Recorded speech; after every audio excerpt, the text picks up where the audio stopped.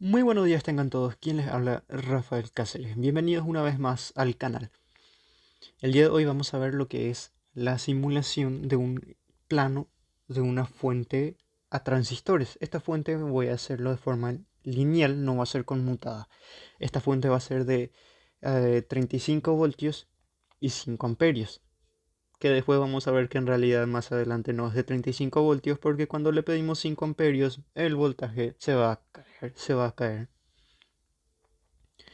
Esta fuente todavía no lo tengo de forma física, pero ya está calculado, ya tengo lo que son los planos y todavía no puedo hacerlo en la vida real porque necesito conseguir los transistores que van acá, que son los transistores de potencia. Primero tengo que conseguir esos transistores que son bastante costosos y después o buscarlos para reciclarlos y después poder hacer la fuente ya de forma práctica y mostrarles. Este video lo voy a resubir a mi otro canal que es Transistorized World, que les voy a dejar en la descripción de este video el enlace de mi canal. Y también les voy a dejar aquí un short. Así que les voy a dejar ahí este video también en Electron Technology y en mi otro canal. Y es ahí donde vamos a ver todos los cálculos de lo que son fuentes y en general transistores, porque voy a dedicar ese canal especialmente a lo que son cálculos. Y este canal, como les dije, siempre los voy a mantener directamente ya para poner en marcha los proyectos. Así que empecemos con este video. Primero tenemos una resistencia que puede ser un potenciómetro, pero aquí yo le puse simplemente una resistencia normal para no complicarnos más. No hagan caso a los amperímetros que tenemos acá y a los voltímetros que tenemos acá porque simplemente son para mostrarles cómo funciona, ya que es una simulación. Primero tenemos una resistencia que va a ser el potenciómetro, después tenemos una resistencia más que va a ser la resistencia de base. Un transistor Q1, que este va a ser nuestro control. Tenemos una resistencia de colector que lo que va a hacer es dividir la corriente de colector y la corriente de base del Q2. Después tenemos otra resistencia que va a ser la resistencia de base para este transistor, que este va a ser el Q2. Este transistor va a ser como una especie de amplificador o preamplificador para nuestro Q3, que este sí va a ser el transistor que maneja toda la corriente que va a exigir la carga. Si esto yo lo hiciera ya de forma real, tendría que ponerle a este transistor un disipador. Y posiblemente también a este, ya que estos dos van a actuar de esa forma.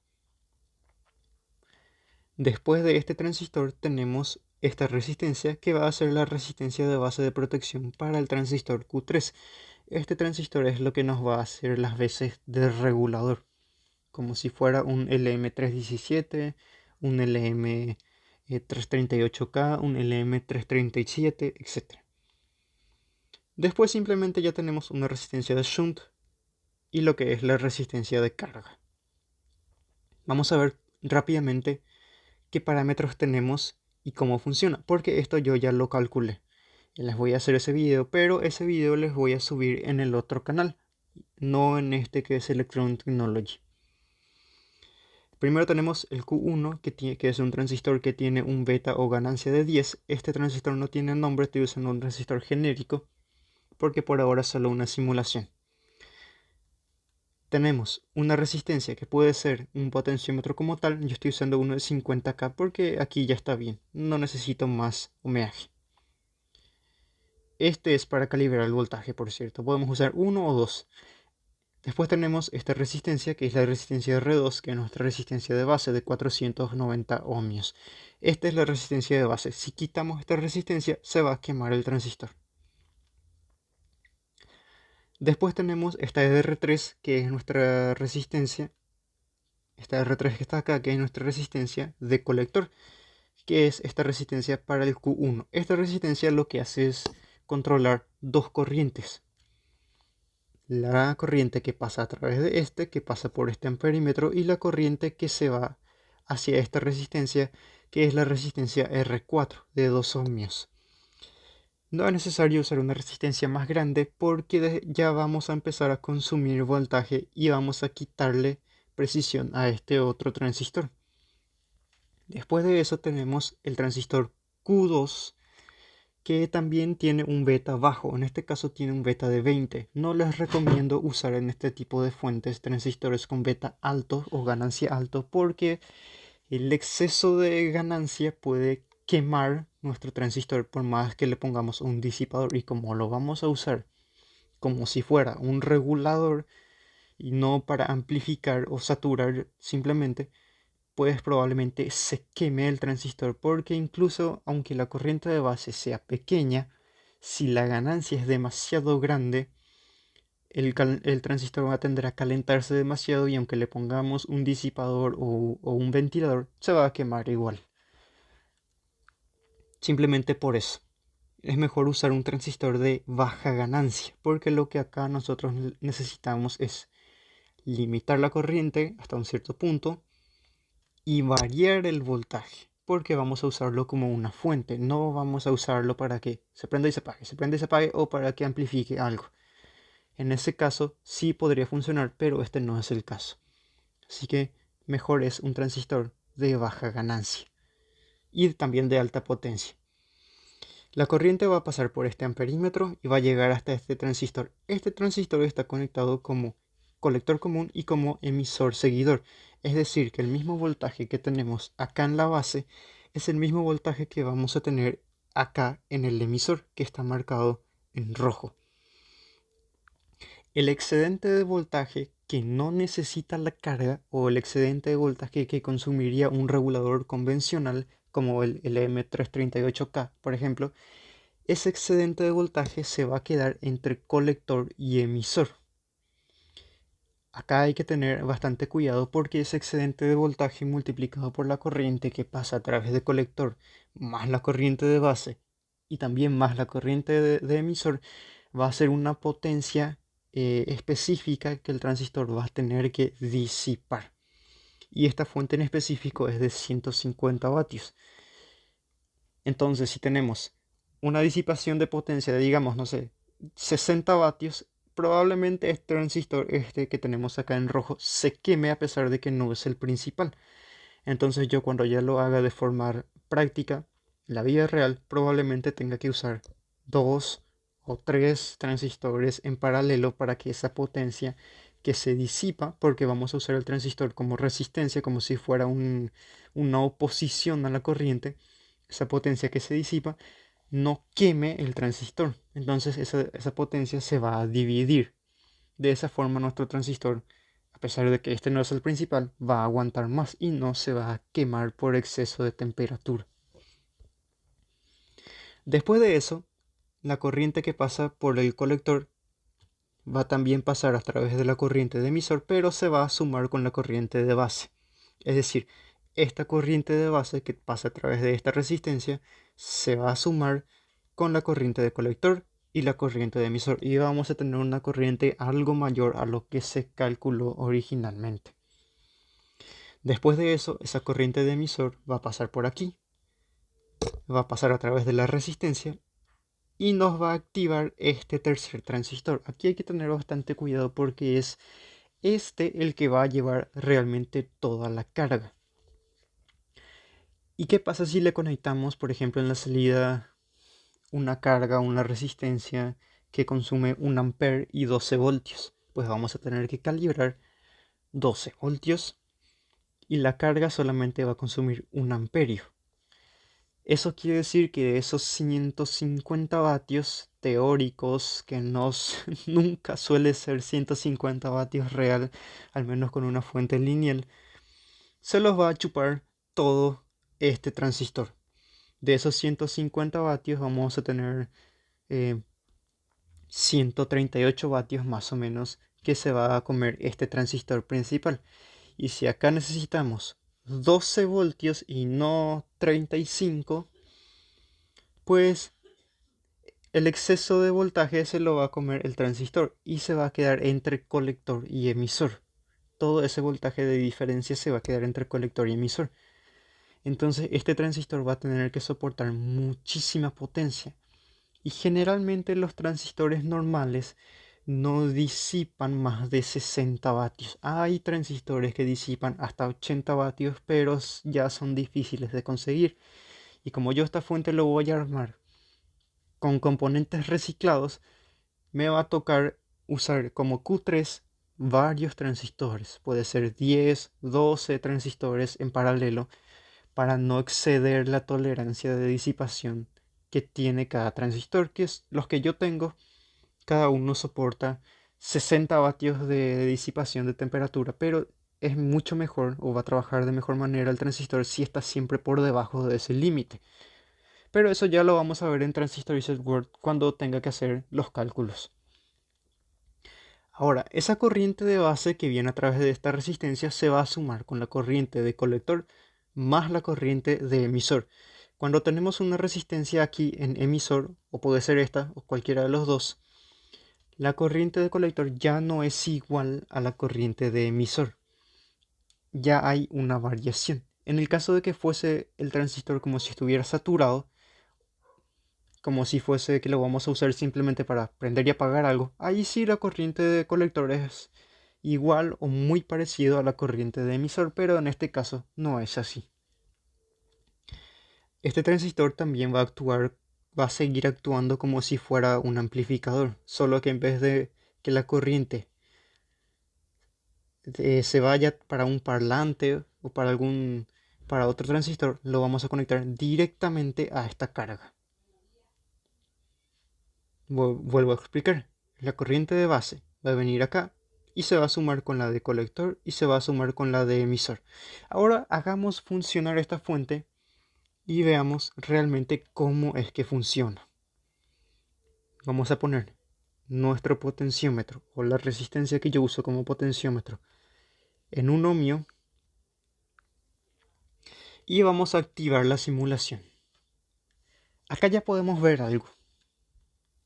Tenemos 35 voltios que está en la fuente, 69 mA que es la corriente de base, y tenemos 69 milivoltios en la resistencia de, digamos que este es nuestro potenciómetro, nuestra resistencia, que es el que va a calibrar el voltaje. La resistencia de base tiene 34 voltios y en la base del emisor le cae 711 milivoltios. Acá tenemos un voltaje de 211 milivoltios y aquí le quiero explicar algo. Esta fuente funciona de una forma, digamos, no lógica. Por eso lo hice así. Acá lo que yo necesito es que el transistor esté cerrado, perdón, esté abierto. Para que yo tenga un voltaje aquí en la salida, ahora mismo está apagado. Para que yo tenga un voltaje en la salida, en la carga, este transistor tiene que estar abierto. Ahora mismo está cerrado, está saturado. Y acá tenemos 211 milivoltios. Pero acá hay un problema.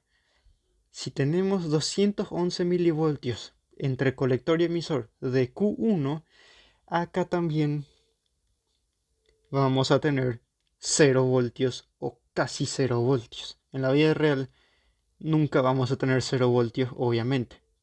Aunque el multímetro nos muestre 0 voltios, no hay 0 voltios, hay un microvoltio, un nanovoltio, pero nunca hay 0 voltios, a menos de que esté conectado o roto.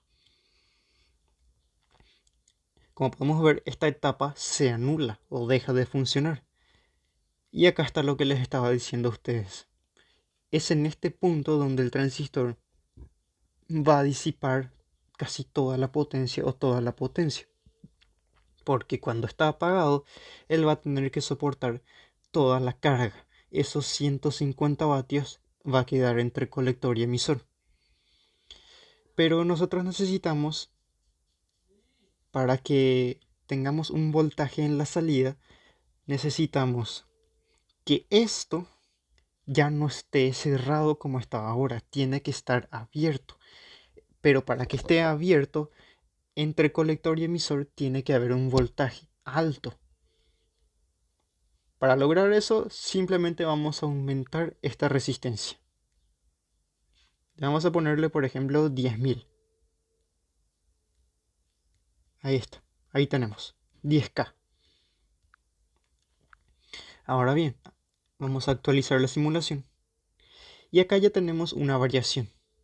La corriente es de 3 miliamperios y tenemos 32 voltios en nuestro potenciómetro. Digamos que este es un potenciómetro. Y acá tenemos 1.58 voltios, que es la resistencia de base, o R de base, que es la R2.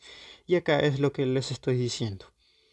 Ahora este transistor se está abriendo, digámoslo así. Se está comportando como una resistencia. Digo que se está abriendo porque si esto nosotros lo llevamos al máximo, que es 50 kiloohmios, todo el voltaje le va a caer al transistor y los 35 voltios van a quedar entre colector y emisor. Aquí no va a fluir prácticamente nada de corriente y a esta resistencia, que le debería de caer todo el voltaje, ya no le va a caer nada de voltaje. Eso quiere decir que el transistor se va a abrir, no va a dejar pasar corriente.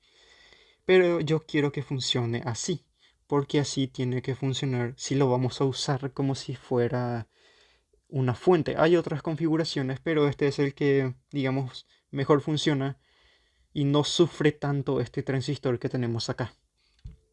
Ahora ya tenemos un voltaje entre, perdón, acá se me trabó. Ahora ya tenemos un voltaje entre colector y emisor. Tenemos un total de 32 voltios, casi todo el voltaje de la fuente. Ahora bien, la corriente que pasa a través de esta resistencia lleva dos corrientes. La corriente de colector, que se va hacia abajo, y la corriente de base de Q2. Es decir, esta corriente es solo la corriente que tenemos por acá. Pero también pasa una corriente hacia acá, que pasa por la misma resistencia, que es esta corriente de acá.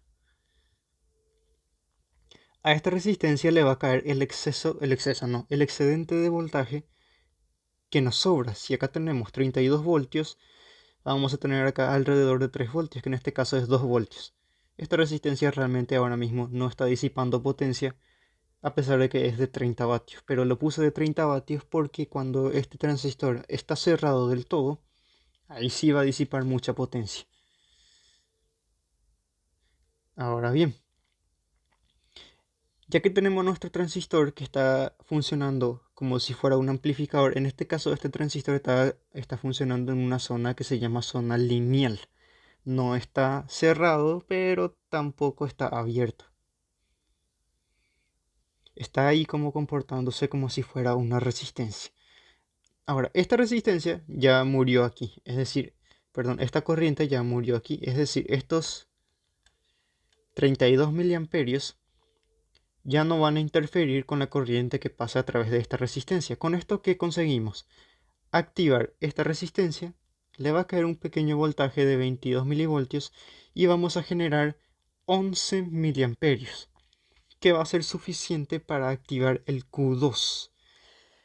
Ahora, este transistor, que es el Q2, está actuando como si fuera una especie de preamplificador para este otro transistor que vamos a ver después. Tenemos acá 32 voltios. Por eso les dije que nosotros necesitamos necesitamos tener acá un voltaje. Si acá hay 0, acá va a haber 0 y se va a volver a repetir. Acá va a haber 0 y acá también va a haber 0. No se va a activar este transistor y no vamos a tener un consumo en la salida.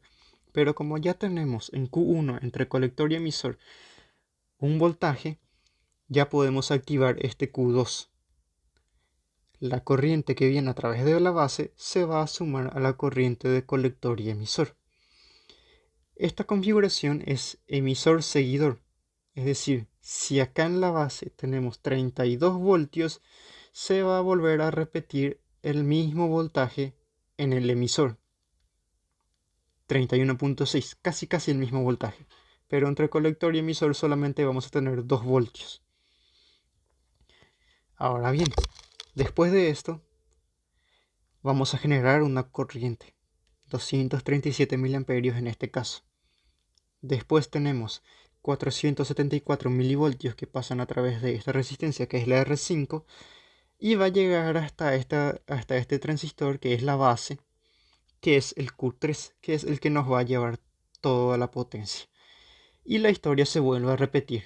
Si acá hay un voltaje igual a la base, acá va a volver a pasar lo mismo. En la base tenemos 31 voltios y en el emisor también vamos a tener en este caso casi el mismo voltaje, 30 voltios.